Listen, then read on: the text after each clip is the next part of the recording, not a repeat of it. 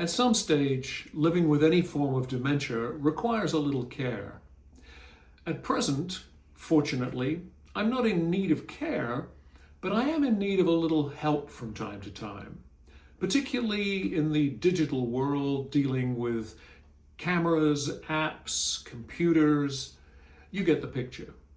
For example, I have a video editor friend who helps pull me out of the quicksands I might fall into editing videos, and this documentary project is produced by 3 part-time friends and myself. And this video will illustrate my occasional need for help. I ran into a problem with a wireless microphone, and I couldn't find a manual for the model. So, with mounting frustration, I turned to my assistants for help. So George was having trouble finding the manual for this version of the microphone. And so I went to the website and reached out I saw that they had a chat option to chat with an associate or an expert online. And I sent some photos of the microphone to them, and they were able to locate the version, which is version 1. And they also sent the downloadable manual, and here we are. Even after we got the manual, we still had problems. I just decided to just call up the company. So I called them, and they helped me out, and eventually we got the issue fixed, and now it's working. It takes a village, folks. And as I mentioned before, Louise and I are off to South Africa tomorrow. And so the next few posts will feature our little adventure.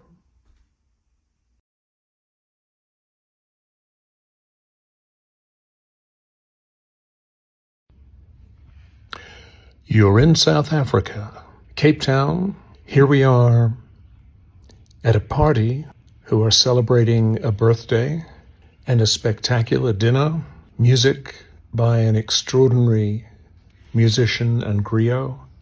We traveled down the Cape Peninsula to visit the Cape of Good Hope, and we saw the penguins, the famous penguins, African penguins, not imported. They live here, and a couple of friendly local baboons. I hate to report to everybody back home in America that it's a beautiful, sunny, 80 degrees, no humidity here in Cape Town. Tomorrow, we're off to Johannesburg. More news from there soon.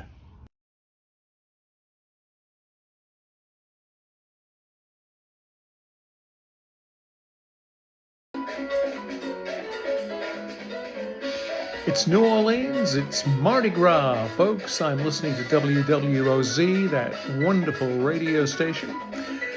And I just wanted to get a quick post in to say I'm sending all my pictures from, not all my pictures, but a lot of pictures from South Africa coming up in a day or two, honest.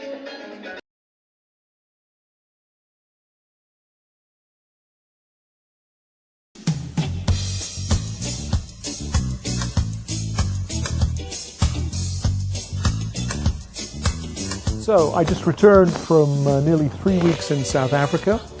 During that time, we visited Cape Town and the Southern Cape, Johannesburg, game parks and game reserves, art museums, history museums, mostly independently, sometimes with guides, but we actually had our best results often when we were on our own.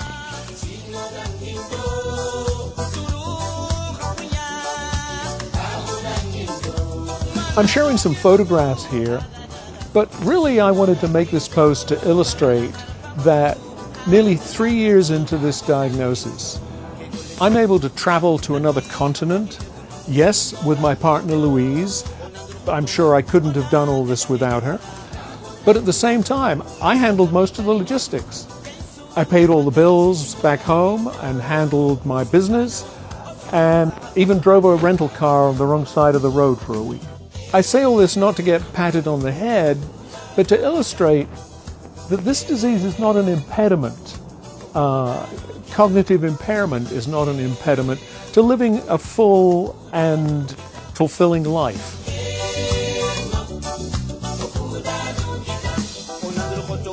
Yes, my heart sank when I thought I'd lost my phone in a public toilet. You know, it's nothing compared to the exhilaration of hiking on Table Mountain or hanging out with penguins, African penguins on a beach, or negotiating a path through a herd of African elephants, wild elephants.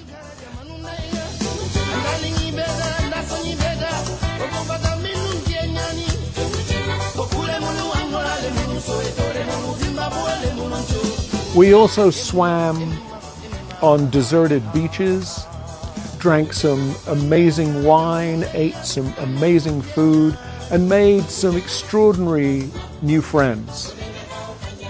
I did find the phone later on the advice of an Uber driver who said, "Don't forget to check your bag." And I thought, my bag? I know it's not in my bag. But as I dutifully did later unpack every single item, there it was. So I found my phone, but I also found adventure, human warmth, new friends, and added 150 birds to my list.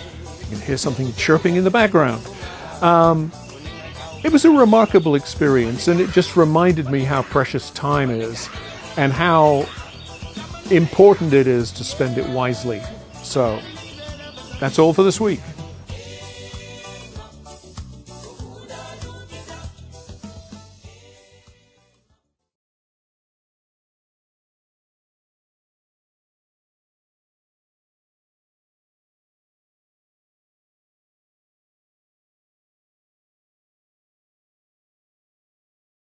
Now what's being investigated extremely vigorously is looking for blood tests or a combination of blood tests that can identify either the presence of Alzheimer's disease or even whether somebody may potentially develop it in the future. So that's thing number one. And I think thing number two overall has been the shift toward trying to think about how can we reduce the probability that someone is going to get Alzheimer's disease or one of the other dementias. And you know, what I tell my patients is it's sort of like, you know, the things that your mother told you when you were in kindergarten you're supposed to do to have a good life, right? You're supposed to exercise and eat a good diet, and then there's being socially active, mental stimulation, and so that sort of thing.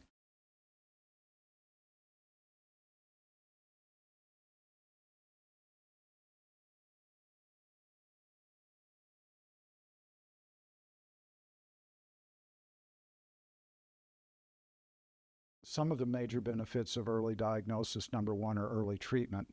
As you yourself may have experienced, if you get diagnosed early, there are treatments that are available now that are only for early disease or for what I've called, you know, mild cognitive impairment. And the second thing, I think, major thing, is the ability to plan for the future. There are many things that patients and their care partners and families need to think about and consider. So number one is financial planning, right? So many people, not all, but many people will have some money in retirement, and they may not want to go through all that money. For instance, if they need at some point to be in assisted living or a memory care unit. So how do you protect your money, all right? And then early diagnosis also allows for families, care partners, and patients to understand more about what might happen and how to deal with those things. Because helping caregivers, care partners, is as important as helping patients and educating patients, and maybe even more important.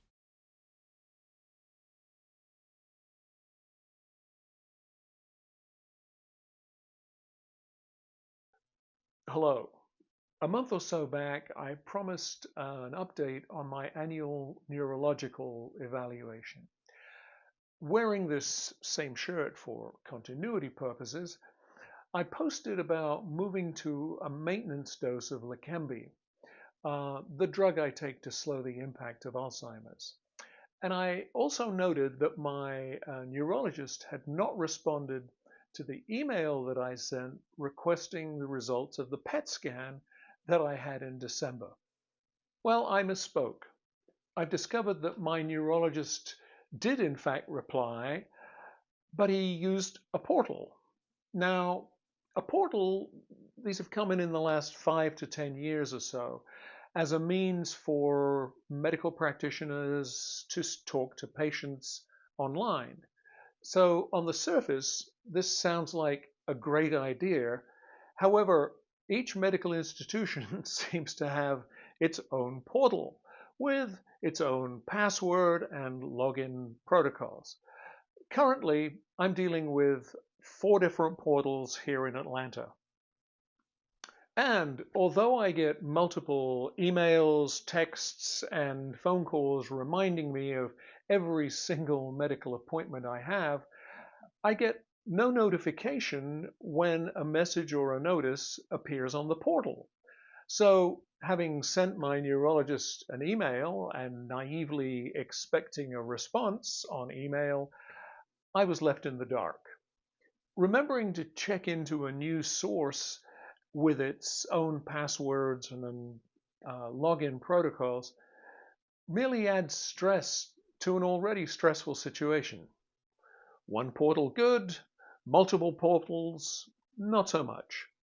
But on the bright side, the amyloid plaque in my brain seems greatly diminished, and I am now on the maintenance dose of Leqembi with no adverse effects.